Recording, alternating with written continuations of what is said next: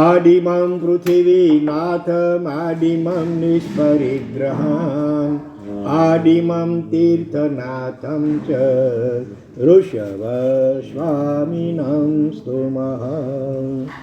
મહાન પ્રભુ ભક્ત શાસન પ્રભાવક આચાર્ય ભગવંતસિંહ મહાંતુંગ સુરીશ્વરજી મહારાજા દ્વારા વિરચિત ભક્તામર મા સ્તોત્રનો આપણો સ્વાધ્યાય ચાલુ છે. ગઈકાલે આપણે 19 અને 20મી ગાથા એનો અર્થ વિચાર્યો હતો.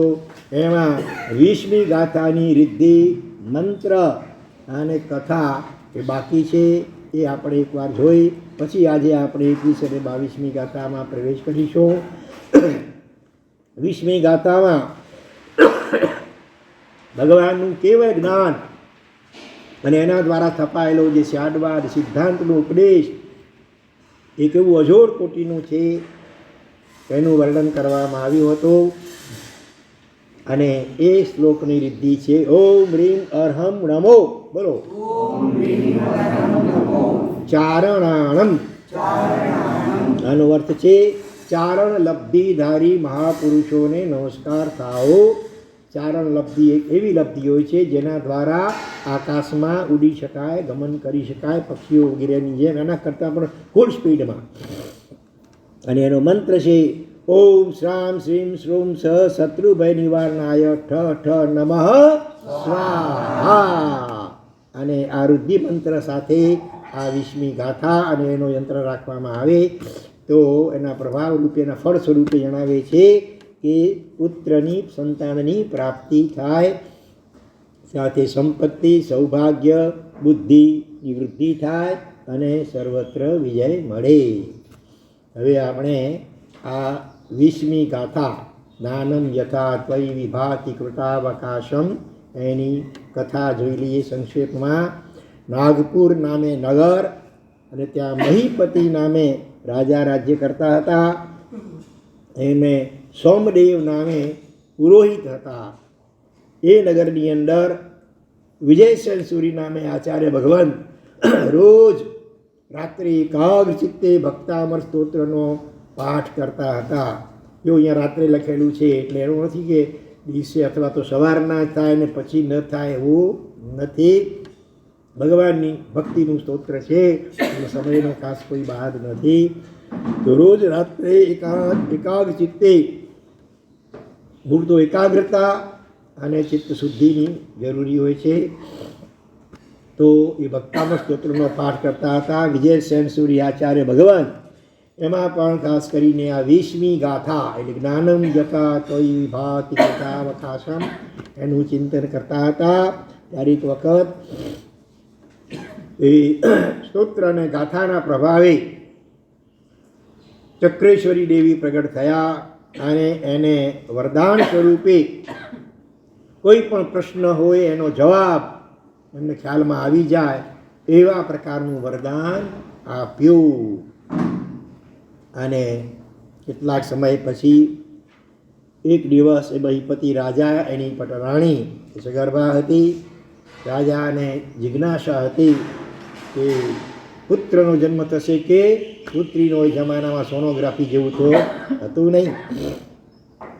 એટલે રાજાએ જ્યોતિષીઓને તેડાવ્યા, પુરોહિત વગેરેને પણ રાજસભામાં બેસાડ્યા. બીજા પણ અનેક વિદ્વાન પંડિતો રાજસભામાં હતા. એની વચ્ચે મહીપતિ રાજાએ પ્રશ્ન કર્યો કે બોલો, તમારામાંથી કોણ મને જણાવી શકે એમ છે કે આ રાણીને એક તો ક્યારે થશે? તે જમાનામાં સાયન્સ આટલું વિકસ્યું નહોતું કે તારીખ આપી શકે. એટલે પૂછ્યું કે રાણી સગર્ભા છે, એને ક્યારે ડિલિવરી જન્મ થશે અને એમાં પણ સંતાનમાં પુત્ર આવશે કે પુત્રી, એ જણાવો. પણ એ વખતે સભાસદોમાંથી અનેક જ્યોતિષીઓ, પંડિતો વગેરે હતા. એમાંથી કોઈ પણ આવું સચોટ ફળકથન કહી શકે એવી સ્થિતિમાં નહોતા. બધાના મોઢા ચૂપ અને માથા થોડા નીચે નમી ગયેલા છે. પછી રાજાએ કહ્યું એમ કરો, નગરમાં ઢંઢેરો પીટાવો. કદાચ અત્યારે આ સભામાં હાજર ન હોય છતાં એવી કોઈ વ્યક્તિ હોઈ શકે કે જે આ પ્રશ્નોના સચોટ જવાબ આપી શકે. ત્યારે ઉદ્ઘોષણા આખા નગરમાં કરવામાં આવી અને વિજયસન સૂર્ય આચાર્ય ભગવંત પાસે પણ આ વાત આવી અને કોઈકે રાજાને કહ્યું પણ હશે કે ભાઈ એક જૈનાચાર્ય છે કે જે આપના પ્રશ્નોના સચોટ જવાબ આપી શકે. એટલે રાજાએ એમને ખૂબ બહુમાનપૂર્વક રાજસભામાં તેડાવ્યા અને પોતાની જિજ્ઞાસા એમની સમક્ષ અભિવ્યક્ત કરી. શાસન પ્રભાવનાનું નિમિત્ત જાણી કરી અને આચાર્ય ભગવંતને ચક્રેશ્વરી દેવીએ આ ભક્તામૃત સ્તોત્રની ગાથાના પ્રભાવે જે વરદાન આપેલું એટલે એમણે એ ગાથાનું સ્મરણ કર્યું અને ઉપયોગ મૂક્યો તો જવાબ એમને ખ્યાલમાં આવી ગયો અને એમણે જવાબ રૂપે કહ્યું કે રાણીને આજથી 12મા દિવસે અને તે પણ પુત્ર રત્નનો જન્મ થશે અને સાથે અને એ પુત્ર ભવિષ્યમાં ખૂબ પ્રભાવશાળી અને સંપત્તિવાળો થશે અને સાથે સાથે આ ઘટના એના પ્રતીક રૂપે રાજાનો જે મુખ્ય હાથી છે એ તે જ દિવસે મૃત્યુ પામવાનો છે એવું દેખાય છે. બરાબર, તો સમજવું કે અમારી અને સાથે સાથે એ જે સંતાન થશે એ ત્રિનેત્ર એટલે કે 3 આંખવાળો થશે. 2 આંખ તો સૌને ત્રીજી અહીંયા ત્રિનેત્ર 3 આંખવાળો થશે. એ વખતે બીજા પંડિતો અને જેમને જવાબ નહોતો આવડ્યો એ બધા હસવા લાગ્યા, મસ્કરી કરવા લાગ્યા, બધું ગપ ગોળા છે, આવું તો કંઈ 3 આંખવાળું હોતું હશે કાંઈ વગેરે વગેરે. પણ આખરે જે પ્રમાણે આચાર્ય ભગવંતે ફળકથન કહ્યું હતું એ જ પ્રમાણે 12મા દિવસે પુત્ર રત્નનો જન્મ થયો, 3 આંખોવાળો અને સાથે સાથે એ મુખ્ય હાથી પણ મૃત્યુ પામ્યો. એટલે એમની જે આગાહી હતી કે ભવિષ્યમાં આ પુત્ર ખૂબ પરાક્રમી અને સંપત્તિમાન થશે એના ઉપર પણ બધાને વિશ્વાસ બેસી ગયો અને એ રીતે જૈન શાસનનો અને સાથે સાથે ભક્તામૃત સ્તોત્રનો પણ જય જયકાર થયો. રાજાએ આચાર્ય ભગવંતને બહુમાનપૂર્વક સિંહાસન ઉપર બિરાજમાન કર્યા અને વંદના કરી, સ્તુતિ કરી અને સાથે સાથે પોતે પણ આચાર્ય ભગવંતના ઉપદેશથી જૈન ધર્મનો સ્વીકાર કર્યો. હવે રાજા જ્યારે જૈન ધર્મનો સ્વીકાર કર્યો તો યથા રાજા તથા પ્રજા એ ન્યાયે પ્રજામાં પણ અનેક આત્માઓએ જૈન ધર્મ અને ભક્તામૃત સ્તોત્રનો સ્વીકાર કર્યો. આ રીતે આ વિશ્વની ગાથા જે ગઈકાલે આપણે જોઈ હતી એની રિદ્ધિ મંત્ર અને કથા થઈ. હવે આજે આપણે 21મી ગાથામાં પ્રવેશ કરીએ. મન્યે ચોપડી કાઢજો. 21મી ગાથા. મન્યે વરં હરિહરાદય દેવ દ્રષ્ટા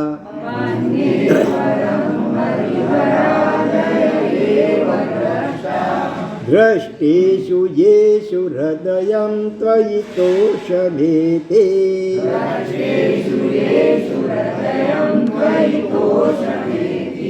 કિમ વીક્ષિતેન ભવતા ભુવિ યેન નાન્યઃ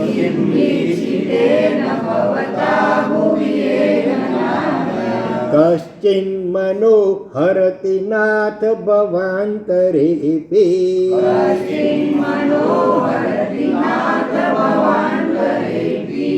ખૂબ સુંદર અને અદ્ભુત વાત આ શ્લોકમાં કરી રહ્યા છે આચાર્ય ભગવાન. અનાદિકાળથી આપણો જીવ અજ્ઞાન અને મિથ્યાત્વને કારણે સંસાર રસિક રહ્યો છે. સંસારના અર્થ અને કામનો જ એ અભિલાષી રહ્યો છે અને એ કામનાઓની પૂર્તિને માટે અજ્ઞાનતા અને મિથ્યાત્વને કારણે અનેક દેવ દેવીઓને ભજતો ભૂજતો રહ્યો. એટલે તો પહેલાં આખા કવિને પણ કહેવું પડ્યું કે એક મૂર્ખને એવી ટેવ. શું પછી આગળ બોલો? પથ્થર એટલા પૂજે દેવ, તુલસી દેખી તોડે પાન અને પાણી દેખી કરે સ્નાન. એટલે જ્યાં ક્યાં થોડી ઘણી ચમત્કારની વાત સાંભળવા મળે એટલે બધે ઠેકાણે જીવ દોડી જાય. એક નિષ્ઠતા આ જીવમાં નથી આવતી જલ્દી. અગાઉ કહ્યું, ગઈકાલે લગભગ કહ્યું તેમ રવિવારે અમુક ઠેકાણે સોમવાર બધા સાત વાર અન્ય દેવ દેવીઓ માટે એંગેજ થઈ ગયા છે. જાણે ઘણાના જીવનમાં વિતરાગ પરમાત્મા પાસે માટે કેટલાક ભલે જાય શનિવારે, ક્યાં જાય? આગાસી વગેરે ઠેકાણે જાય, થાણા વગેરે જાય, ત્યાં મુનીશ્વર સ્વામી ભગવાનને ભજવા. પણ હકીકતમાં ત્યાં ભગવાન પ્રત્યે આદર હોય છે કે ભયના કારણે કે ભાઈ શનિની પનોતી મુનીશ્વર સ્વામીની ઉપાસના કરીએ તો એનો દૂર થાય અથવા બહુ હેરાન ન કરી શકે. એટલે એ રીતે ભયથી પ્રેરાઈને જીવ ભગવાન પાસે ગયો છે. પણ ભગવાન જેવો મારો શુદ્ધ આત્મા પ્રગટ થાય એવા લક્ષથી કેટલી વાર આપણે ગયા. એટલે આશ્રમમાં જઈએ છીએ ને ભગવાનના દર્શન કરતા આપણે રોજ આ ખ્યાલમાં આવવું જોઈએ કે જેવો ભગવાનનો આત્મા વિતરાગ મુદ્રામાં છે ને, અને એવી જેવી મુદ્રા તેવું જ એમની અંદર આત્માની દશા છે. અને મૂળ સ્વરૂપે તો મારી પણ એ જ સ્થિતિ કે દશા છે, પણ અત્યારે રાગ દ્વેષ મોહના દોષોને કારણે દબાયેલ છે.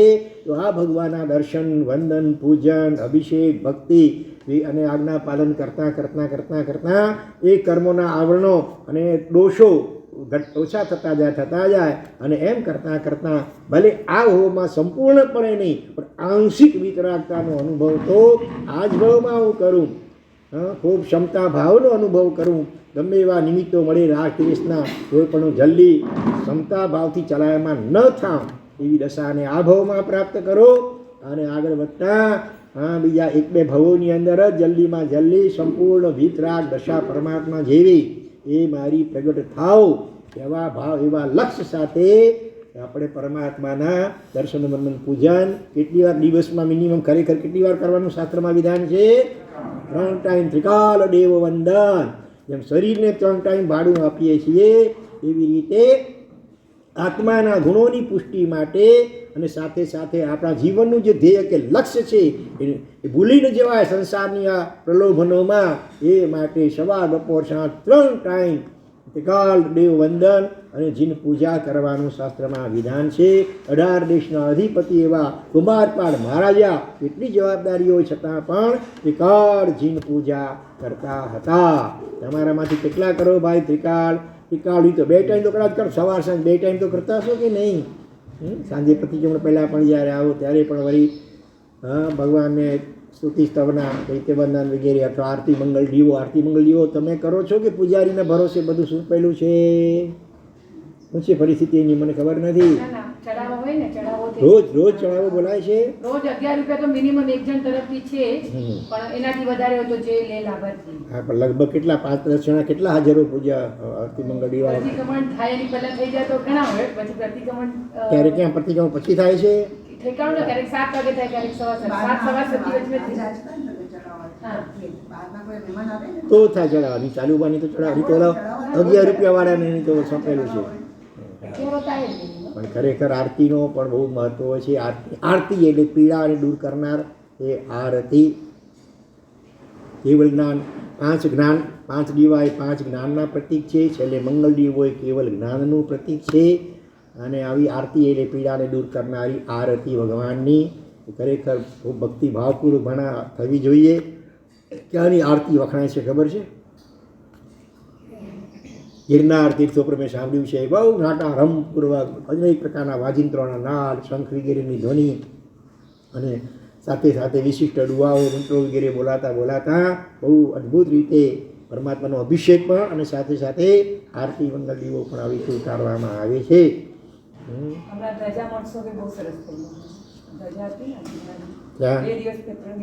ક્યાં? ગિરનાર તીર્થો ઉપર આપણે ખરેખર તો રોજ ખૂબ ભાવોલ્લાસથી આરતી મંગળ દીવો અને એ રીતે ત્રિકાળ જીન પૂજા અને ચૈત્ય વંદન વગેરે કરવું જોઈએ. તો અહીંયા કહે છે હે ભગવાન મન્યે વરમ હરિહરાદ. અનાદિકાળથી જીવ સંસાર રસિક જ છે. ભવાભિનંદી જ મોટે ભાગે રહ્યો છે. ભવ એટલે સંસાર, એને અભિનંદન આપનારો, સંસારને સારો માનનારો, સંસારમાં જ જાણે સાર અથવા તો સુખ છે, સંસારના વિષયો ભોગોમાં જ જાણે સાચું સુખ સમાયેલું છે એવી વૃત્તિવાળો છે. આત્મા કે પરમાત્મા કે મોક્ષનો તો વિચાર પણ જલ્દી જીવને આવતો નથી. એટલે એ સ્વાર્થવશ શું કરે છે જીવ? એ અનેક દેવ દેવીઓની માનતા, પૂજા, બાધા, આખરીઓ વગેરે કરતો હોય છે. તો અહીંયા આચાર્ય ભગવાન આ 21મા શ્લોકમાં પણ એમ કહે છે, હે ભગવાન આપના મેં દર્શન કર્યા એનાથી પહેલા દુનિયામાં હરિહર, બ્રહ્મા, વિષ્ણુ, મહેશ, બીજા અનેક દેવદેવીઓ એના મેં દર્શન કર્યા અને ત્યાર પછી આપના દર્શન થયા. એક રીતે તો મને લાગે છે કે જે થયું તે સારા માટે એમ કે છે. મન્યે વરમ, મન્યે એટલે હું માનું છું, વરમ, વરમ એટલે સારું થયું. વરનો અર્થ વરદાન પણ થાય, વરનો અર્થ પતિ પણ થાય, અને વરનો અર્થ અહીંયા સારું. મને થયું કે સારું. શું સારું? હરિહરાદય એવ દ્રષ્ટા. હરિ એટલે વિષ્ણુ, શ્રી કૃષ્ણ વગેરે. હર એટલે શંકર કે મહાદેવ, અને આદય છે ને, આદિથી બીજા પણ બ્રહ્મા, અને પછી સમજો હનુમાન કે ગણેશ કે બીજા આવા જે દુનિયામાં અનેક બીજી દેવીઓ વગેરે, એ બધાને મેં મારા વડે જોવાયા. એ હું માનું છું કે સારું થયું, ભલે જોયા. એટલે એમ કેમ આપણને આશ્ચર્ય થાય ને. આચાર્ય ભગવાન એમ કહે છે કે આપના દર્શન કર્યા, એનાથી પહેલાં દુનિયાના અનેક દેવદેવીઓના દર્શન કર્યા ને, એ મને લાગે છે એક રીતે એક અપેક્ષાએ સારું થયું. કેમ? દ્રષ્ટેશુ યેસુ હૃદયમ ત્વયી તોષમ એ હે. યેસુ દ્રષ્ટેશુ, જેમને જોવાથી, જેમના અન્ય દેવદેવીઓના દર્શન થવાથી મારું હૃદય હવે ત્વયી, ત્વયી એટલે તમારે વિશે, આપના વિશે, તોષમ એતિ, તોષ મેતી છે ને, તોષમ વત્તા એતિ, તોષ એટલે સંતોષ, એને એતિ એટલે પામે છે. મારું હૃદય હવે આપનામાં સંપૂર્ણપણે ઠરે છે. કારણ કે મેં જોયું ત્યાં અન્ય દેવદેવીઓની સ્થિતિ, એની મૂર્તિ પ્રતિમા વગેરે હોય છે, એ જ સૂચવે છે કે તેઓ હજી રાગ અને દ્વેષ અને મોહથી ગ્રસિત છે, ઘેરાયેલા છે. નહીં તો આત્મા શસ્ત્ર અસ્ત્રની શું જરૂર, અરખે પરખે સ્ત્રી વગેરેની શું, એ રાગ અને મોહને સૂચવે છે. જાત જાતના વિચિત્ર વાહનો ઉપર બેઠેલા છે, અને ચહેરા ઉપર ઘણાની જીભ બહાર નીકળેલ, કોની આંખના ડોળા બહાર નીકળેલ, કોને ગળામાં ઓલા ખોપરીઓની માળા પહેરેલી, આવા અનેક પ્રકારના ચિત્ર વિચિત્ર એમની મુદ્રાઓ સૂચવે છે કે રાગ દ્વેષ અને મોહથી યુક્ત છે. અને બીજી બાજુ જ્યારે એ દર્શન કર્યા, જ્યારે હવે છેલ્લે આપની મુદ્રાના દર્શન કર્યા, નથી અડખે પડખે કોઈ સ્ત્રી, નથી કોઈ હાથમાં શસ્ત્ર અસ્ત્ર, કેવી ધ્યાનસ્થ મુદ્રા, વિતરાગ મુદ્રા, નથી આંખો પણ કેવી સૌમ્ય અને કરુણાપૂર્ણ આપના નેત્રો, નથી કોઈ આપણું વાહન, અને ધ્યાનસ્થ પદ્માસનસ્થ મુદ્રા.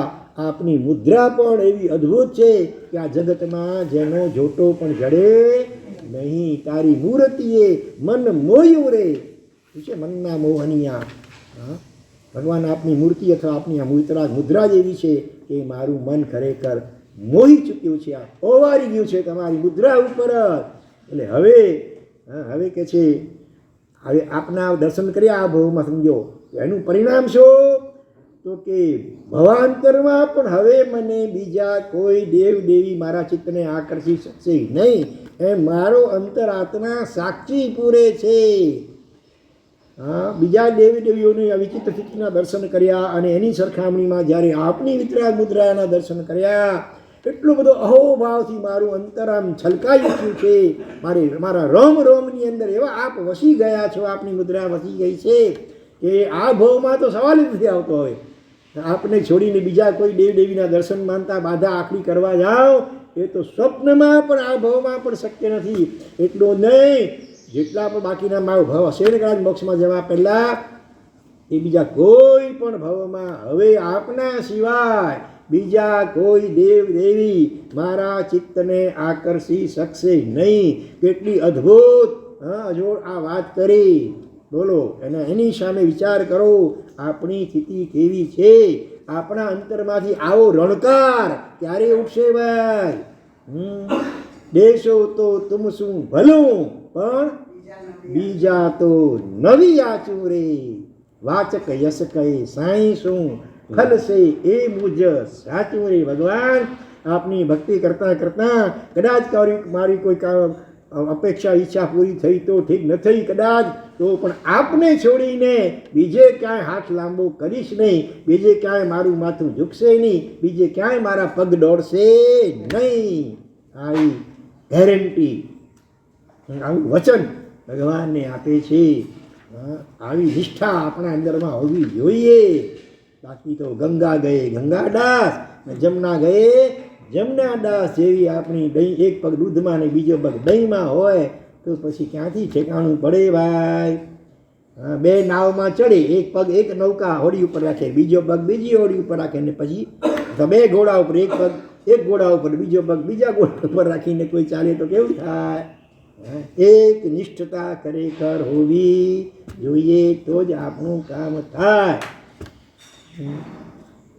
એક વખત એવું બન્યું, એક વાણિયાભાઈ અને બીજા મિયાભાઈ, બંને વચ્ચે વાત ઉપરથી વાત નીકળતા બંને જણા વટમાં આવી ગયા અને પોતપોતાના ઈષ્ટદેવનું વખાણ કરવા લાગ્યા.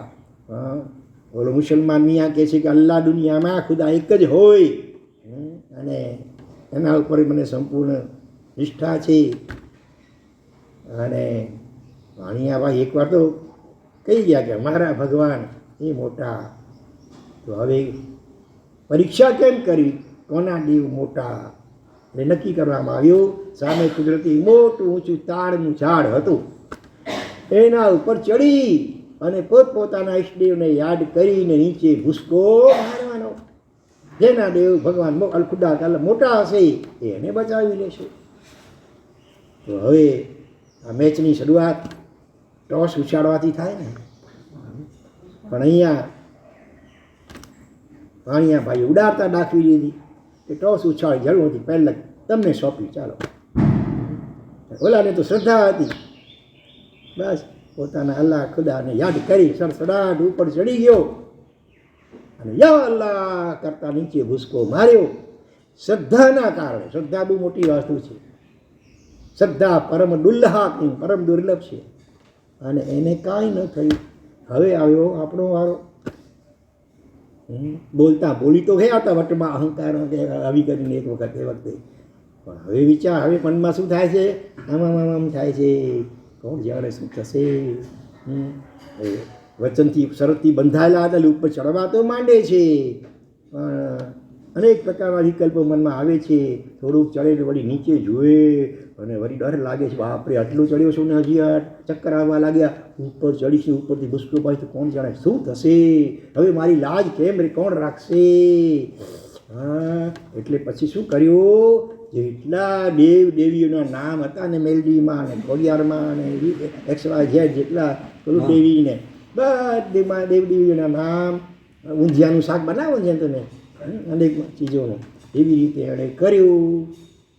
અને પછી ધૂજતા મનમાં તો શંકા પડતી, કોણ જાણે હવે આમાંથી કોઈ પણ મારી રક્ષા કરશે, કદાચ કદાચ એ પણ હજી નક્કી નહોતું, મનમાં દ્રઢતા નહોતી. આમ પછી તો રોતો જાય તે મુવાની ખબર લાવે. પહેલેથી જ્યાં આવી સ્થિતિ હોય પછી બિચારો પડ્યો ને અંદર શું થયું હશે પછી તમે સમજ, હાડકા ખોખરા થઈ ગયા. એટલે એક નિષ્ઠતા હોય દુનિયામાં પણ. જો વ્યવહારમાં તમારી પાસે આવીને કોઈ વ્યક્તિ કહે કે ભાઈ મારું આટલું આ કામ છે ને પ્લીઝ તમે જ કરી આપશો, મને ખાતરી છે, શ્રદ્ધા છે, પ્લીઝ મારું આટલું કામ તમે કરી આપજો, તમારો કારણ ક્યારે નહીં બોલો. એવી રીતે એક નિષ્ઠા આવે તો આપણને પણ થાય કે ભાઈ આપણા ઉપર આટલો શ્રદ્ધા અને વિશ્વાસ રાખીએ છીએ. કદાચ આપણી શક્તિ ઓછી હોતી પણ હોય ને તો આપણે ફૂલ પ્રયત્ન કરીને પણ એનું કાર્ય કરવા માટે પ્રયત્ન કરીએ. પણ જો આપણને ખબર પડે કે જેવું આપણને કહ્યું એટલે બીજાને એવું જ વાત કરી, ત્રીજાને પણ એ જ વાત કરી છે કે ભાઈ તમે જ મારું કામ કરી આપશો, તમે જ મારું કામ કરી આપશો, ત્યારે એમ થાય ને કે ભાઈ ઠીક છે, ત્યારે આપણે આપણું કામ કરી લઈએ, એનું કામ કોઈ પણ કરશે આટલામાંથી. એક નિષ્ઠતા ન હોય તો પછી આવી સ્થિતિ થાય. એટલા માટે હંમેશ કહું છું, સાચો ભક્ત આત્મા કેવો હોય, સતી સ્ત્રી જેવો હોય. એ સંપૂર્ણપણે મન વચન કાયાથી જેમ પતિને સમર્પિત હોય એમ સાચો ભક્ત ભગવાનને સમર્પિત હોય. એ પછી જ્યાં ત્યાં દોડે નહીં, જ્યાં ત્યાં માથા ઝુકાવે નહીં, જ્યાં ત્યાં બાધા માનતા આખરી વગેરે કરે નહીં. દોષો તો તુમ શું ભલું બીજા તો નવી આચું રે. સમ્યક દૃષ્ટિ આત્મા એની મન શુદ્ધિ, વચન શુદ્ધિ અને કાય શુદ્ધિ કેવી હોય એ સંકેત સરસડીની સજ્જાયમાં મહોપાધ્યાસી યશોવિજયજી મહારાજ સુંદર રીતે બતાવે છે. એની મન શુદ્ધિ કેવી હોય, કેવી વિચારધારા હોય. સમ્યક દૃષ્ટિ આત્મા અથવા ભગવાનનો વિશિષ્ટ ભક્ત હોય એની મન શુદ્ધિ કેવી હોય તો કે જીન ભગતે તે જે નવી થયું રે, તણ શુદ્ધિ સમકિત તણી રે, ત્યાં પહેલી મન શુદ્ધિ રે. શ્રી જીનને જીન વચ મત વિના રે, જૂઠ સકલ એ બુદ્ધિ રે, ચતુર વિચારો ચિત્ત મારે. હે ચતુર પુરુષો, જરા શાંત ચિત્તે તમારા ચિત્તમાં વિચાર કરો. તમે પોતાની જાતે ખરેખર જો ચતુર માનો છો તો ચતુરાઈ કે ડાપણ તો એમાં છે કે આ તમારી વિચારધારા આવી હોય કે શ્રી જીન દિનેશ્વર ભગવાન હરિયન પરમાત્મા અને જીન મત દિનેશ્વર ભગવાનનો જે સિદ્ધાંત ચાડવાડ સિદ્ધાંત એમનો જે ઉપદેશ એનાથી વિરુદ્ધ કે વિપરીત દુનિયામાં જે કંઈ પણ વાતો ચાલતી હોય તે બધું જૂઠ સકલ. જીન અને જીન મત આ બે સિવાય એનાથી વિપરીત કે વિરુદ્ધ દુનિયામાં જે કાંઈ પણ વિચારધારાઓ ચાલતી હોય એ અરગી એ બિલકુલ એમાં સત્ય ન હોય, એ જૂઠ જ હોય. આવી વિચારધારા સમ્યક દ્રષ્ટિ અથવા તો સમ્યક દર્શન જેને પામવું હોય એની આવી વિચારધારામાં દ્રઢ શ્રદ્ધા હોય જીનેશ્વર ભગવાન પ્રત્યે. કારણ કે રાગ, દ્વેષ અને મોહ આ ત્રણ અને ચોથું અજ્ઞાન આ કારણો છે ખોટું બોલવાના. તો સંપૂર્ણપણે અજ્ઞાન નાશ પામ્યું, કેવળ જ્ઞાન પ્રગટ્યું, પછી જ ભગવાને શાસનની સ્થાપના કરી, ઉપદેશ આપ્યો છે. સમજ હોવા છતાં રાગ કે દ્વેષના કારણે પણ ક્યારેક ખોટું બોલે જે માને છે. અહીંયા તો સંપૂર્ણ વિતરાગ દશા આવ્યા પછી જ ભગવાને શાસનની સ્થાપના કરીને ઉપદેશ આપ્યો છે. એટલે એમની વચન એમના વાણીમાં ક્યાંય પણ મીન મેઘ પણ અસત્યને અવકાશ હોઈ શકે જ નહીં. આવી દ્રઢ શ્રદ્ધા એના અંતરમાં હોય. બરોબર. આથી મન શુદ્ધિ. પછી વચન શુદ્ધિ કેવી હોય તો શું કહે છે? જીન ભગતે જે નવી થયું રે, તે બીજાથી નવી થાય રે.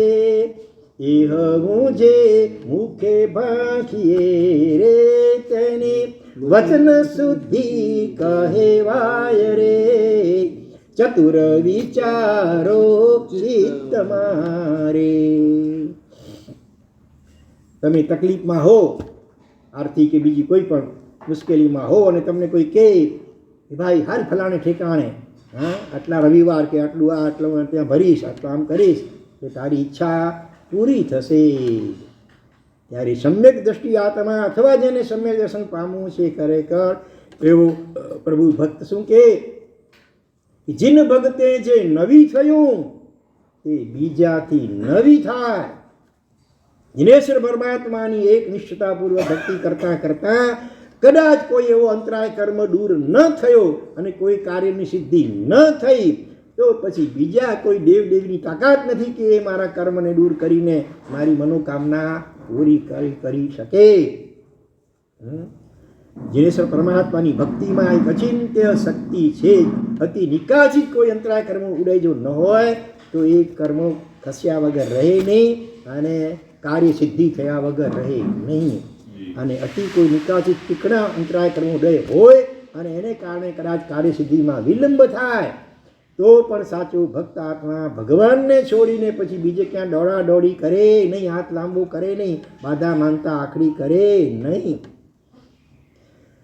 અંબિકા દેવીની આરાધના કરી હતી કોણે? વસ્તુપાલની. પણ વિમલ મંત્રીશ્વરે એને અને દેવી પ્રગટ તો થયા પણ સાથે શું કહ્યું? એક તો એને દેરાસર બંધાવું હતું એકદમ વ્હાઇટ માર્બલનું, એને મારી સારી ક્વોલિટીનું આરસ જોઈતું હતું. બીજી બાજુ એને સંતાન પણ નહોતું એટલે વારસ નહોતો. અંબિકા દેવીએ સ્પષ્ટ કહી દીધું તમારું પુણ્ય કે નસીબ કે લક કે ભાગ્ય એવા પ્રકારનું છે કે બેમાંથી કોઈ પણ એક ચીજ તમને હું આપી શકીશ, બંને નહીં આપી શકું. એટલે દેવ આ અંબિકા દેવી એટલે કે સામા દેવી નથી, નેમિનાથ ભગવાન અને ગિરનાર તીર્થના અધિષ્ઠાયિકા આ દેવી છે મહાદેવી.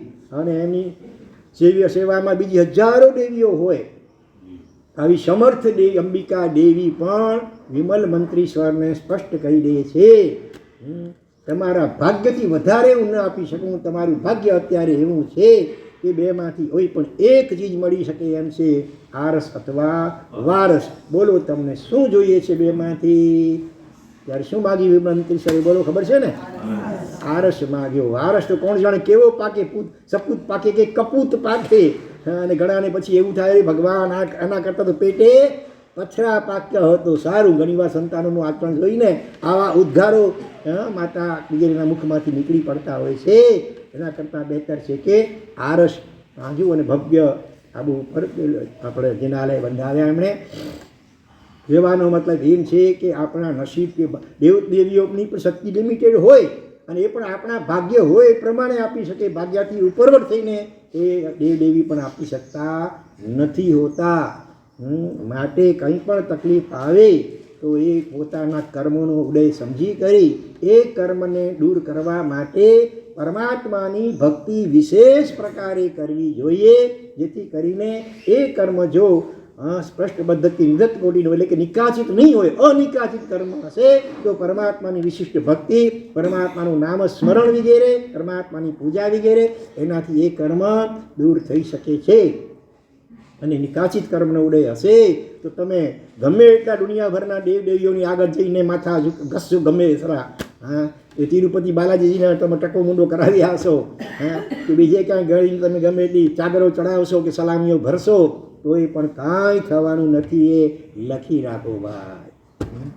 એટલે સાચો ભક્ત આત્મા હોય એ ગમે એવી તકલીફ મુસીબતમાં પણ જીનેશ્વર ભગવાનને છોડીને બીજે ક્યાંય પણ દોડાદોડી કરે નહીં, માનતા બાધા કે આખરી કરે નહીં.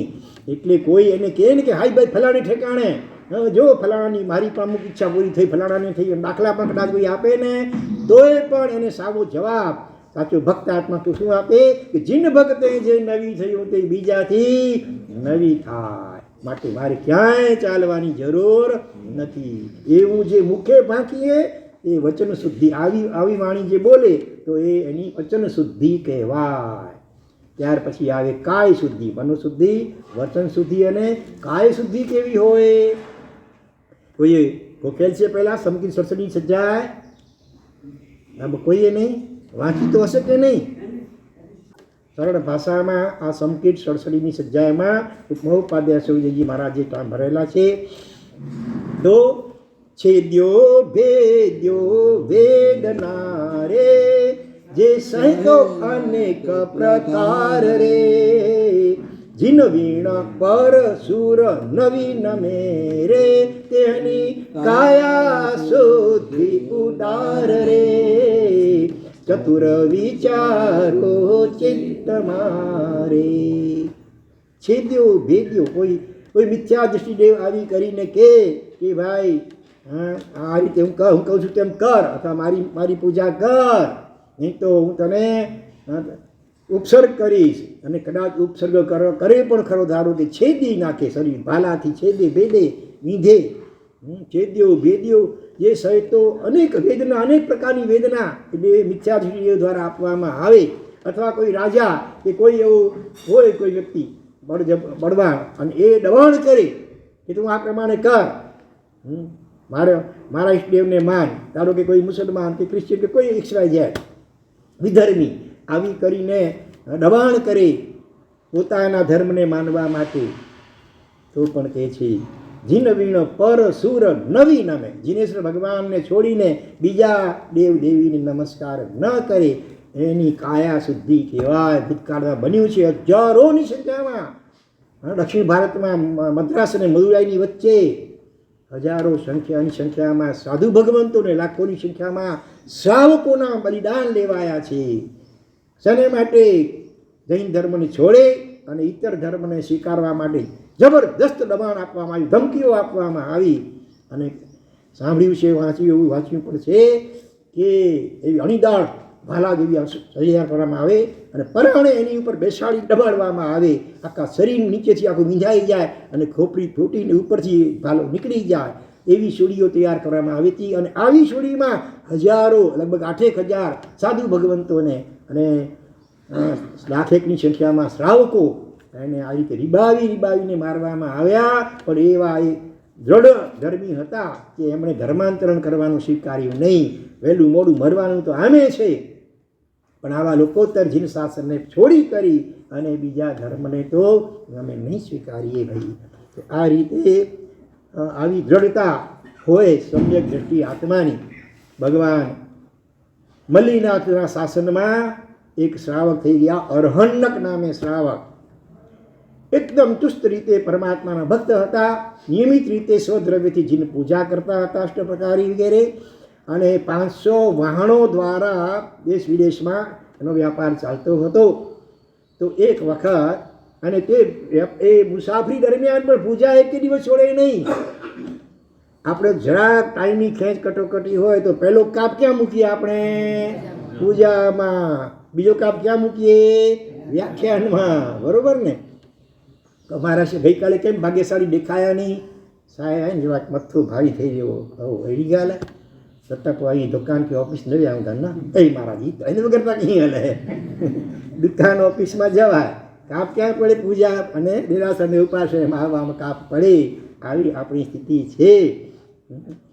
એવા વિશિષ્ટ શ્રાવકો આજે પણ યાદ આવે. સુરતના ધીરુભાઈ ઝવેરી, હીરાના હોલસેલના વ્યાપારી, અવારનવાર ફોરેન એન્ટવર્ક જવું પડે તો પણ એવો નિયમ છે કે ભગવાનની પૂજા જો ન થાય ને તો 10,000 રૂપિયા બીજા જ દિવસે દેરાસરના ભંડારમાં નાખી દેવાના. એક પણ દિવસ ભગવાનની પૂજા ભલે ફોરેન જાય, બધી વ્યવસ્થા સાથે કરે, જિંદગી સાથે લઈ જાય. 18 અભિષેકવાળા કદાચ દેતા હશે અને પૂજાની સામગ્રી એવી લઈ જાય.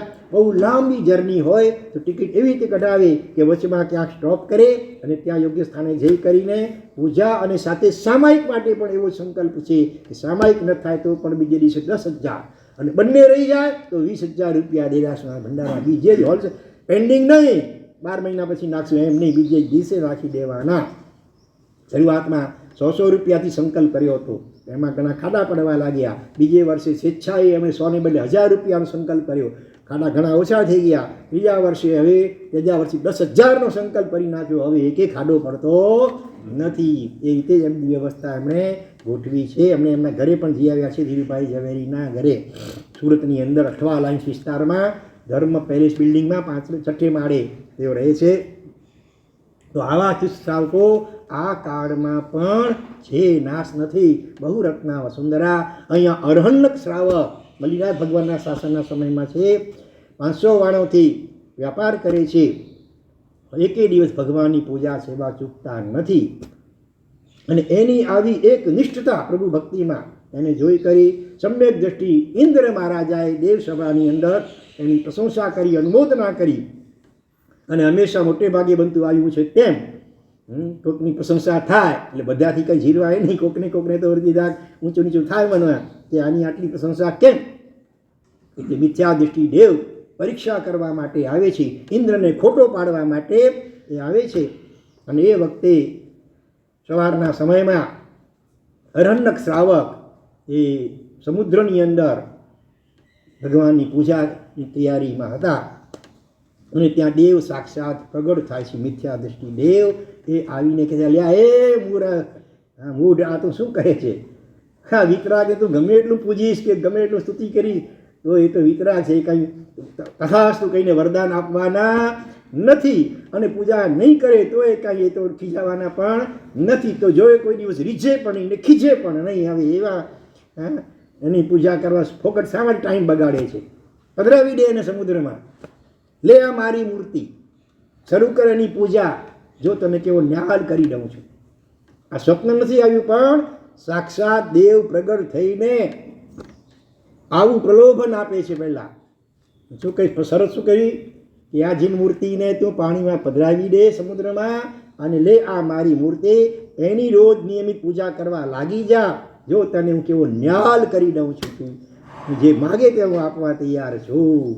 એ વખતે શુદ્ધ સંકિતિયા અરહન્નક શ્રાવક જો એની કેવી કુમારી છે. એક જ હે દેવાત્મન, આજે કહ્યું તે કહ્યું, મહેરબાની કરી બીજી વાર આવું કહીશ નહીં કે આ જીન મૂર્તિને સમુદ્રમાં પધરાવી દે ને મારી મૂર્તિની પૂજા કર. બોલ તારી છે તાકાત મોક્ષ આપવાની?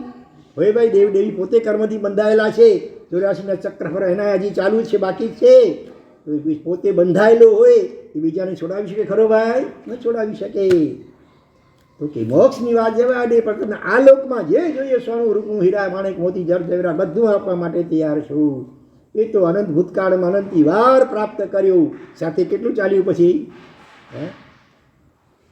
ઈજ હલ્યા વિનબો મેળે ઈજ છડે ને વેંધે દઠો ન કોઈ મથે ગઠરી બંધે ને બેરો કરીને જાન મથે फार पाकयूं संसार जे सागर में वेनो ईज डोबे ने बोलो ईज हल्या बिन बुमड़े ईज छड़े में वेंदे ॾिठो न कोई मथे गठड़ी बंधे ने परमार्थे न पग भरियो पुनाई कीन कई पग भरियो कमाई कीन कई दातारी में न हथ भरियो भलाई पुनाई कीन कई दातारी में न हथ भरियो भलाई कीन कई पुनाई जो पलो ठलो व्या ईज खणे ने पुनाई जो पलो ठलो व्या ईज खणे ने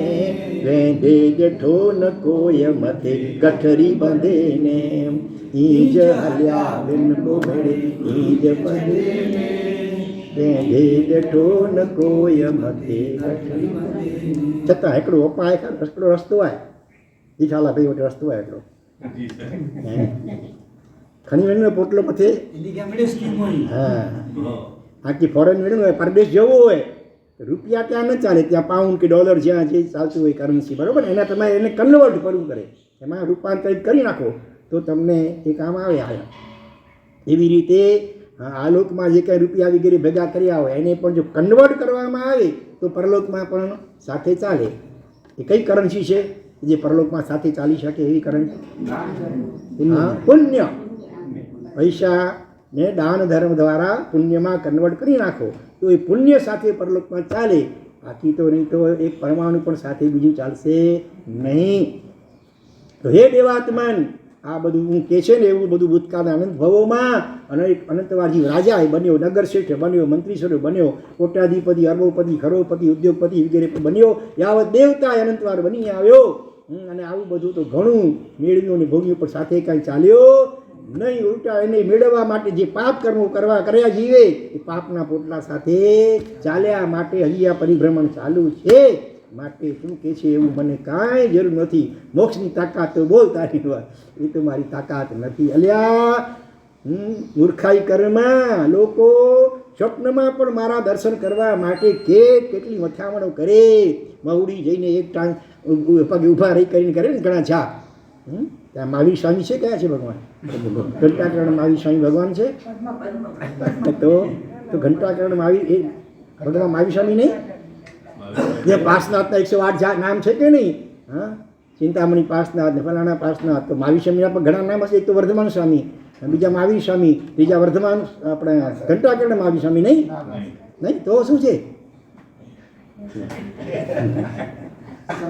ભગવાન કયા ઘણા એવા નિયમિત જતા દર મહિને કે છેવટે વર્ષમાં અમુક વખત તો જતા જ હોય પછી પૂછીએ કે ભાઈ ત્યાં કયા ભગવાન મહારાજ એ તો ખબર નહીં ઘંટાકરણ મહાવીર છે ને પણ ભગવાન ડેરાસર કદાચ જતા હોય પણ હવે ભગવાન કયા એને કોણ યાદ રાખવાની ઝંઝટ કરે એટલે ભગવાન પાસે તો જાય કે ન જાય કે થોડાક જરાવાર ઊભા રહી ન રહે અને ત્યાં અડધો કલાક એક પગે ઊભા રહીને માળા ફેરવે ભગવાનના ભંડારમાં તો 5-10 રૂપિયા આજના નાખતા હશે ત્યાં સોનાની બિસ્કીટોને લગડીઓને હારોને ચેનો નીકળવા લાગી જાય ભગવાનની આરતી પૂજાનો મામૂલી ચડાવવા થાય ને ત્યાં હજારોમાં ચડાવવા જાય આ શું સૂચવે છે કે હજી આપણે દેવાધિદેવ અરિહંત પરમાત્માનું સાચું મૂલ્યાંકન કરી શક્યા નથી અને એ જ વાત આ માનતુમ સૂરી મહારાજને પણ ખૂબ ખટકે છે અને આપણને આ શ્લોક દ્વારા બોધ આપવા માંગે છે અહીંયા ભગવાનને જે કહે છે ને કે ભગવાન આપના દર્શન કરવાથી પહેલાં આ દુનિયાના અનેક દેવદેવીઓના મેં દર્શન કર્યા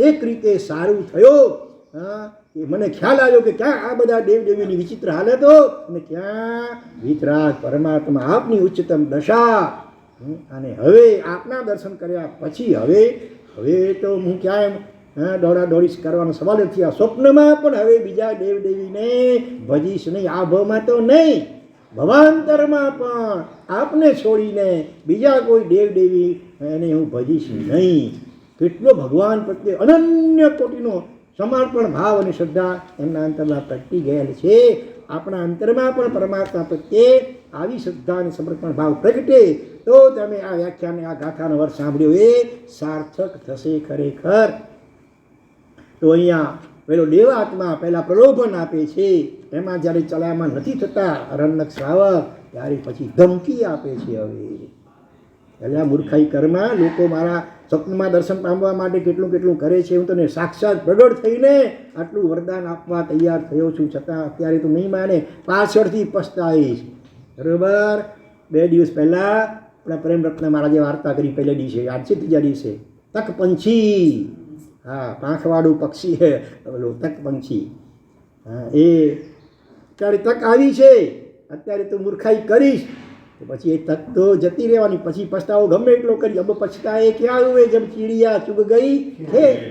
રાંડ્યા પછી હું ડાપણ ન કરવું થશે ભાઈ. માટે હજી પણ મૂર્ખતા છોડી અને હું કહું છું તેમ કરી લે. હરણનક શ્રાવક તો એકના બે થતા જ નથી.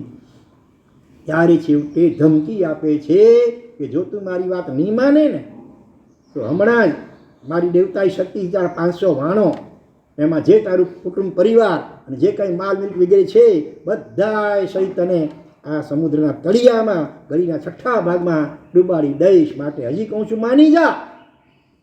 એમ ડરે બીજા. ભગવાનનો ભક્ત કેવો હોય? અભય, અદ્વેષ, અખેડની ભૂમિકાવાળો હોય. સેવન કારણ પહેલી ભૂમિકા અભય, નિર્ભય, મોતથી પણ ડરે નહીં. એટલે તૈયાર થઈ જાય છે. અને પેલો દેવાત્મા શું કરે છે? ભયંકર સુનામી જેવું પવન વિપુરવે છે. એ 500 વાણો હાલક ડોલક ઊંચે ઊંચે ઉછળે છે ને નીચે પટકાય જોરથી. ચારે બાજુ ઘનઘોર બાટલા છવાઈ ગયા છે. વીજળીઓનો ગડગડાટ અને કડકડાટ સંભળાય છે. વીજળીઓ ચમકી રહી છે અને વાણો બધા હાલક ડોલક થાય છે, પસડાય છે મોઢાઓમાં. અને એને કારણે અંદરમાં જે પણ માણસો બધા હતા બધામાં હાહાકાર, બચાવો બચાવો બચાવો, રાડોને ચીસો પડી રહી છે. આવી સ્થિતિમાં વળી પાછું કે હજી કહું છું સમજી જા, મારી વાત માની લે. તો હમણાં સમુદ્રમાં તળિયામાં ભલો પીગળી જાય કંઈ. શાસ્ત્રમાં જોકે આગાર આપવામાં આવ્યા છે કંઈ પણ વટપચકા નિયમમાં. વળી કોના માટે આગાર એટલે અપવાદ હોય? ઢીલા પોચા માટે હોય. બાકી શુદ્ધ સત્વશાળી આત્મા હોય ને એ મોતને સ્વીકારી લે પણ પોતાના વ્રત નિયમથી ચલાયમાન થાય નહીં. અહીંયા તો હાથીના દાંત એવા, બહાર નીકળ્યા પછી અંદર જાય નહીં પાછા. એકવાર બોલ્યો, સુરા બોલ્યા ના ફરે, ભલે પશ્ચિમ ઉગે શું. ઢીલો આત્મા કેવો હોય? કાચબા જેવો. એના હાથમાં બહાર આવે ને વળી અંદરમાં પણ ચાલ્યા જાય. અભી બોલા અભી ફોક, આવું પણ થઈ જાય. રાજકારણીઓ વચન આપે, જીતાઈ જાય પછી નમો હરિયંતા. બરોબર ને? સત્વશાળી આત્મા હોય એકવાર બોલે પછી એનાથી મરણાંત કષ્ટ આવે તો પણ ચલાયમાન થાય નહીં. એટલે તો આવી સ્થિતિમાં શું કરવું જોઈએ બોલો? હવે 500 વાણો આમ હાલક ડોલક થઈ રહ્યા છે, ચારે બાજુ ચીચિયારીઓ નથી. જે વખતે શું કરે છે? અરણ્ય શ્રાવક તૈયારી કરી લે છે જે પરિણામ સ્વીકારવા માટે. અરિહંતે શરણમ પવજ્જામિ. રોજ આપણે બોલીએ છીએ ને વ્યાખ્યાની શરૂઆતમાં 4 શરણનો સ્વીકાર. હરિહંત સિદ્ધ સાધુ અને કેવલી પ્રવૃત્તિ ધર્મ 4 શરણનો સ્વીકાર કરે છે. બધા જીવોને ભાવથી કમાવી લે છે, બધા પાપસ્થાનો કે ભાવથી ઓછી આવી લે છે. અને નવકાર મહામંત્રના સ્મરણમાં એકદમ લીન બની જાય છે. મોતનો સ્વીકાર સહજ ભાવે સ્વીકાર કરવા માટે. અને પેલા મિથ્યાદિશી દેવે પોતાના વિભંગ જ્ઞાન દ્વારા જોઈ લીધું કે ખરેખર એમ તમે 22મી ચોઠડિયા બોલો છો ને, જેવા તમને ઇન્દ્રે વખાણ્યા તેહવા છો પ્રભુ ધીર રે જગ જીવન. એટલે થોડી જ વાર તરત જ તોફાન બધું શાંત થઈ ગયો. દિવ્ય સુગંધમય વાતાવરણ બની ગયો અને પુષ્પ વૃષ્ટિ થાય છે અરણ્યક શ્રાવક ઉપર. પેલો દેવતા કહે છે શાબાશ અરણ્યક શાબાશ, આ તો ઇન્દ્રે તારી પ્રશંસા કરેલી સાંભળી કરીને પરીક્ષા કરવા માટે મેં આ પ્રમાણે કર્યું હતું. એનાથી જે કંઈ તકલીફ થઈ એ બદલ હું માફી માગું છું. અને આ રીતે શાબાશી આપી, ધન્યવાદ આપી, અનુમોદના કરી અને આખરે દેવ પોતાના સ્થાને પાછો જાય છે. તો દ્રઢ સમ્યક્તિ શ્રાવક કે શ્રાવિકાની આ દશા હોય. છેદ્યો ભેદ્યો વેદના રે સહિતો અનેક પ્રકાર રે પણ જીન વીણ પરસુર નવી નમે. આપણે તો એવા કોઈ કષ્ટ આવતા પણ નથી ને છતાંય પૈસા વગેરે લાલચમાં બધે ઠેકાણે દોડીએ છીએ. એટલે આવી આપણી સ્થિતિમાંથી સુધારો થાય કંઈ એને માટે અહીંયા માનતુંગ સુરી મહારાજા આ પોતાના ભાવો અભિવ્યક્ત કરી રહ્યા છે કે ભગવાન મન્યે વરમ હરિહરાદય એવ દ્રષ્ટા. હરિહર વિષ્ણુ અને શંકર વગેરે બીજા અનેક દેવદેવીઓને મેં જોયા આપણાથી પહેલાં. એ હું માનું છું કે વરમ એટલે સારું થયું. ભલે જોયું 2 લીટી હોય ને, આમ જ 1 લીટી હોય તો ખ્યાલ ના આવે નાની મોટી પણ એની બાજુમાં બીજી લીટી દોરવામાં આવે તો ખ્યાલ આવે છે કે આની સરખામણીમાં આ કેટલી મોટી છે. બરાબર ને? બીજાની લીટીને ભૂંસવાની નથી, આપણે ભૂંસીને આપણી લીટી મોટી, પણ આપણી લીટીને એટલી મોટી કરીએ તો ઓટોમેટિક બીજી લીટી પછી જેવી હશે એ દેખાશે. બરાબર? તો ભગવાનની ઉચ્ચતમ દશા વિતરાગ દશા. હા, એ જ્યારે માનતુમ સૂર્યે નિહાળી શાસ્ત્ર ચક્ષુ દ્વારા અને અન્ય દેવદેવીઓની રાગ દ્વેષ અને મોહમય સ્થિતિ જોઈ ત્યારે ખ્યાલ આવ્યો, અરે રે હું અત્યારે આટલા ભવોમાં ક્યાં આ બધા રાગી દેશી મોહી દેવોની પાછળ ભટક્યો અને માટે હજી પણ રખડી રહ્યો છું. હવે આ સંસારના તમામ દુઃખોમાંથી કાયમને માટે છોડવાની કોઈ તાકાત હોય તો જે પોતે છૂટી ગયા છે, જીણાણમ જાવયાણમ, પોતે જીત્યા છે અને બીજાને જીતાડનારા છે, તિન્નાણમ તારયાણમ, પોતે તરી ગયા સંસાર સાગરને અને ભક્ત શરણાગત આત્માઓને તારનારા છે, પોતે બોધ પામ્યા બીજાને બોધ પમાડવાની ક્ષમતા ધરાવે છે, પોતે મુક્ત થયા સર્વ દોષોથી અને એમની આજ્ઞા પ્રમાણે જીવન જીવે એને સર્વ દોષોથી મુક્ત એક ઓટોમેટિક થઈ જ જાય. તો આવા પરમાત્મા હવે એને છોડીને આ ભાવમાં બીજે ક્યાં બરોબર કરશું, નક્કી કરશું આવો. હા, આ સમ્યક્ત્વ વ્યવહાર સંકિત છે તો પછી નિશ્ચય સંકિત આગળ જતા આવે. શરીરથી ભિન્ન પરમાત્મા જેવો આપણું મૂળ શુદ્ધ આત્મા છે ને એની અનુભૂતિ, એની ઝલક એને કહેવાય પારમાર્થિક સંકેત. એ ક્યારે થાય? એના પાયામાં આ વ્યવહાર સંકિત જ્યારે આટલું નિર્મલ અને આવું દ્રઢ હોય ત્યારે થઈ શકે. બરોબર? વિચારજો દરેક જણા પોતપોતાની સ્થિતિ અને બની શકે તો આવો સંકલ્પ કરજો કે હવે ગમે એમ થાય, આકાશ પાતાળ એક થાય પણ પરમાત્માને છોડીને બીજા કોઈ મિથ્યા દ્રષ્ટિ દેવદેવીઓની બાધા માનતા આખી કરવી નથી.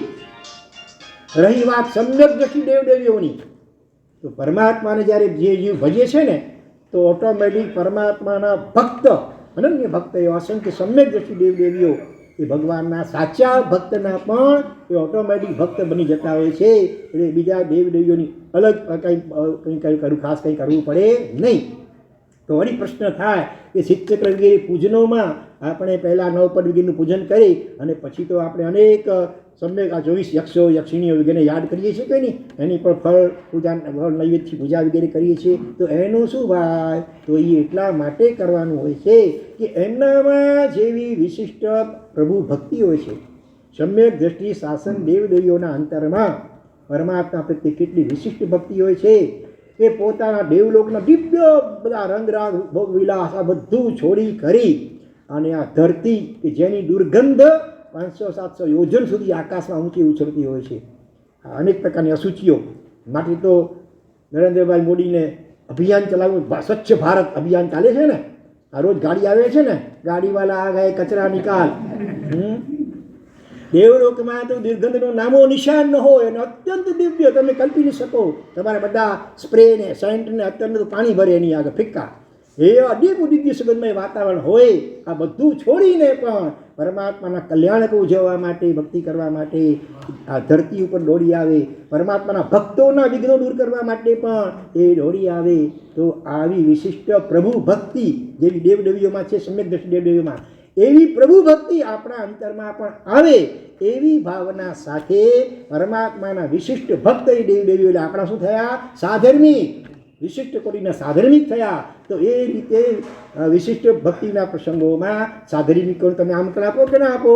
બરોબર? હવે આવશે આ પહેલી તારીખના ધજા, જે ભાગ્યશાળી ધજાનો લાભ લીધેલો હશે એ પોતાના સગાવાલા મિત્રો પરિચિતો બધાને બોલાવશે કે નહીં? પણ રાશિભાઈ બેઠા છે ને. હા, જો સારી આવી રાજ્ય સ્થિતિમાં પણ પોતે પણ આવે છે અને તે દિવસે તો વળી ઘણાને ફોન કરીને બધાને બોલાવશે. બરાબર ને? તો એ જ રીતે પરમાત્મા ભક્તિના વિશિષ્ટ પ્રસંગોમાં પરમાત્માના ભક્ત એવા સમ્યક દ્રષ્ટિ શાસન દેવદેવીઓ જે આપણા વિશિષ્ટ સાધર્મિક કહેવાય એને આપણે યાદ કરવું જોઈએ. નહીં તો આપણે ઔચિત્યનું ઉલ્લંઘન થયું કહેવાય.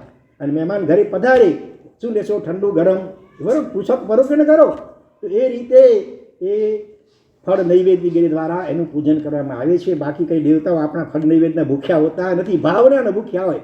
એ ફળ નૈવેદ્ય અર્પણ કરવા દ્વારા એમના પ્રત્યે આપણે આપણું આદર બહુમાન અભિવ્યક્ત કરીએ છીએ. અને અંદરમાં ભાવ શું રાખવાનો? અર્થ વગેરેનો, પૈસા વગેરેનો નહીં, પણ આપણામાં જેવી પ્રભુ ભક્તિ છે એવી પ્રભુ ભક્તિ મારા અંતરમાં પણ પ્રગટો. બસ આ ભાવના સાથે આપણે સમ્યક શાસન દેવીઓને અવસરે પૂજનમાં બોલાવી અને એનું ઔચિત્ય સાચવીએ છીએ. તો આ રીતે બહુ અદ્ભુત આ ગાથા છે. બરોબર. હે ભગવાન, આપના દર્શન કર્યા પહેલાં બીજા અનેક દેવદેવીઓને મેં દર્શન કર્યા, એ એક રીતે સારું થયું. કારણ કે હવે જ્યારે મેં આપના દર્શન કર્યા ત્યારે મને ખ્યાલ આવ્યો કે ખરેખર પરમાત્મા ભગવાન કેવા, કોને કહેવાય. અને આપના દર્શન કરવાનું ફળ એ કે આ ભવમાં પણ નહીં અને કશ્ચિન મનોહરતી નાથ ભવાંતરેપી, બીજા ભવમાં પણ કોઈ પણ મારા, હે નાથ, મારા મનને ન અન્ય હરતી, અન્ય બીજો કોઈ પણ દેવ દેવી કોળી કપટ જો કોઈ દેખાડે તો એ પ્રભુ વીણ નવી રાચુજી સેવો ભવિયા વિમલ જિનેશ્વર દુલ્હા સજ્જન સંગાજી. ઉપાધ્યાય અશોકજી મહારાજ વિમલનાથ ભગવાનના સ્તવનમાં પણ કુમારી પૂર્વક કહે છે કોળી કપટ. કોળી એટલે કરોડો ગમે કોઈ ચમત્કારોની વાત કરે, કદાચ કોઈ માયા રચે શક્તિ દેવતા શક્તિથી ભલે, તોય પણ પ્રભુ વીણ નવી રાચુજી, પરમાત્માને છોડીને આવા ચમત્કાર દેખાતા દેવદેવીઓ પાછળ હું રાખીશ માચીશ નહીં. બરોબર. આવી ખુમારી, આવું ગૌરવ, આવી એક નિષ્ઠતા આપણા સૌના અંતરમાં પ્રગટવી જોઈએ. આ શ્લોકના અર્થને સમજ્યા પછી ચાલો હવે આજે એક જ શ્લોક રાખીએ છીએ, એની રિદ્ધિ, મંત્ર અને પ્રભાવ જાણી લઈએ. રિદ્ધિ છે એનાથી પહેલાં આપણે ગુજરાતીમાંનો જે પદ્યાનુવાદ છે એ પણ જોઈ લઈએ, જે શ્રાવકે રચેલ છે પદ્યાનુવાદ. જોયા દેવો પ્રભુજી સગડા, તે થયું ઠીક માનું. હે ભગવાન, આપણે જોયા, પહેલાં બીજા દેવો જોયા, એ ઠીક થયું એમ હું માનું છું. એમ જોયા તેથી તુજ મહી અહા, ચિત્ત તો સ્થિર થાતું. બીજા દેવોને જોયા અને પછી હવે આપણે જોયા ત્યારે મારું ચિત્ત હવે કાયમને માટે આપનામાં સ્થિર થઈ જાય છે. જોયા તેથી મુજ મન મહી ભાવના એ ઠરે છે, બીજો કોઈ તુજ વિન નહીં ચિત્ત મારું હરે છે. બરોબર. આપને જોયા તેથી મારા મનમાં આવી આ ભાવના ઠરે જ સ્થિર થાય છે કે હવે બીજો કોઈ પણ દેવ આ ભાવમાંથી ભવાંતરમાં પણ મારા ચિત્તને હરી કે આકર્ષી શકશે નહીં. બરોબર. આ ગુજરાતી પદ્યાનુવાદ રિદ્ધિ છે. ઓમ રીમ અરહમ નમો. બોલો. ઓમ રીમ પન્ન સમણાણમ. પન્ન સમણ એટલે પ્રશ્ન શ્રમણ. શ્રમણ એટલે સાધુ ભગવંતો એવા મહાપુરુષ થઈ ગયા હોય છે કે કોઈ પણ પ્રશ્ન પૂછો એટલે એવી એની શક્તિ હોય, લબ્ધિ હોય, આત્મા જ્ઞાનાવલી કર્મના ક્ષયક્ષમથી હોય, કોઈ દેવદેવીના વરદાનથી પણ હોઈ શકે કે આપણા લગભગ તમામ પ્રશ્નના જવાબ એ આપી શકે. આપણે આગલા દૃષ્ટાંતમાં જોઈ ગયા ને, રાજાના પ્રશ્નના જવાબ બીજું કોઈ ના આપી શક્યા, જ્યોતિષીઓ, પંડિતીઓ, પણ આચાર્ય ભગવંતે એ ભક્તામર સ્તોત્રથી પ્રસન્ન થયેલી ચક્રેશ્વરી દેવીએ આપેલા વરદાનના બળે એ પ્રશ્નના સચોટ જવાબ આપી શક્યા. હવે મંત્ર છે, તમારે સ્વાહા બોલવાનું ખાલી. ઓમ નમઃ શ્રી માણીભદ્ર જય વિજય અપરાજિતે સર્વ સૌભાગ્યમ સર્વ સૌખ્યમ કુરુ કુરુ સ્વાહા. આ રુદ્ધિ મંત્ર અને સહિત આ ગાથાનો સ્વાધ્યાય, ચિંતન, મનન વગેરે કરવાથી શું પ્રભાવ થાય? સર્વજન વશ થાય. બધા લોકો વશીકરણ નથી કરવાનું કોઈને, અને વશીકરણ દુરુપયોગ પણ કરવાનો હોતો નથી. પણ લોકો આપણે જો ચાહે તો આપણે એમને ધર્મમાં જોડી શકીએ. બરાબર ને? એટલે શ્રાવકના 21 ગુણમાં એક ગુણ આ પણ છે, લોકપ્રિયતા. શ્રાવક એવું જીવન હોય કે સહજપણે લોકપ્રિય થાય, બધા લોકો એને આદર આપે અને એની વાતનો પ્રેમથી સ્વીકાર કરે. તો આ ભક્તાનો આ ગાથા, એનું સ્વાધ્યાય અને રુદ્ધિ મંત્રનો જાપ વગેરે કરવાથી બધા લોકો એને ચાહવા લાગી જાય. 40 દિવસ સુધી એ આ જાપ કરવો જોઈએ. અને ચાલે હવે એની કથા જોઈ લઈએ અને પછી આપણે બીજા વિભાગમાં પ્રવેશ કરીશું, અથવા સમય થઈ ગયો છે એટલે આ કથા આપણે પેન્ડિંગ રાખીએ છીએ, આજની ગાથાના પ્રભાવને દર્શાવનારી. બરોબર. જેના આગળ બોલાયું હોય હાર્દિક મિચ્છામિ દુક્કડમ. ઓમ શાંતિ